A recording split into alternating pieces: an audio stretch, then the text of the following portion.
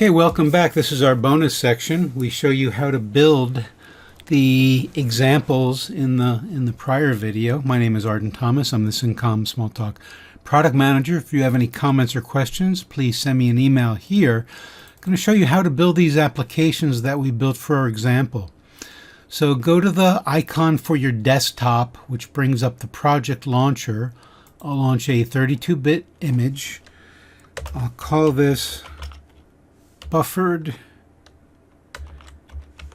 Example Project. Okay, I'm going to close this. I'm going to go to my launcher and load, type in UIP, UI Painter, press enter. That gives us this. That allows us to build an interface. You slide these over. Slightly larger. I'm going to have a label.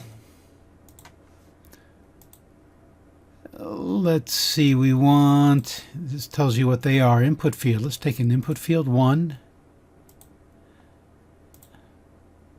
2, 3, and 4. So these are going to be for the 3 numbers. My canvas, if I don't have any widget selected, I get to top of my canvas. Well, let's see. I'll call this Sum App. I have that right here. My input field, number holder 1. And I usually like to make the ID the same thing. That lets me access it programmatically if I need to. Number, we can apply that. Also, let's write justify for the number, apply. To save time, I did these other two here for number holder 2 and number holder 3. We'll make this one sum holder. Same ID, type number, apply, write justified, apply. Let's see our label. We'll just have our label say sum. So we have the basics set up right here. Now let's install that. Click on this. We want to create a new class. Let's see. I'll come back here.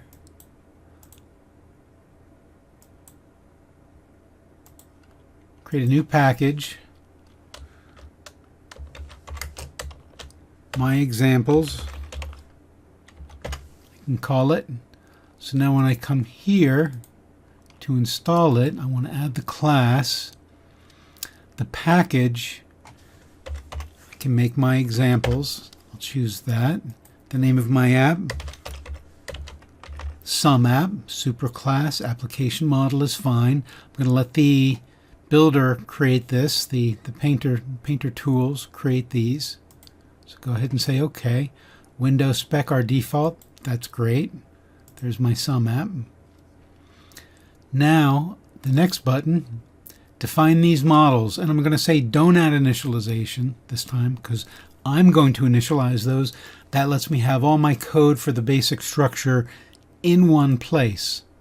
So I will do that. It's simply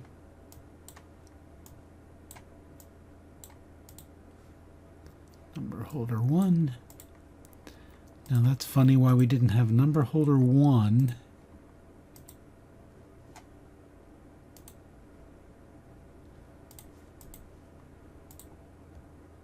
There we go. It needed to be refreshed. So we've built those. Now we'll right-click right in here for the category. Our category will be initialize release, where we will create our initialize method. And I want to say number holder 1 gets 0 as value. That creates it as, I can even highlight this right here and inspect it. and I can see it's a value holder whose value is 0. I have no dependents, people that other objects that get notified when it changes at this time, but those will be created runtime. I'll add the rest of this. Number holder 2 and 3 get 0 as value. And here's the other value model, block value.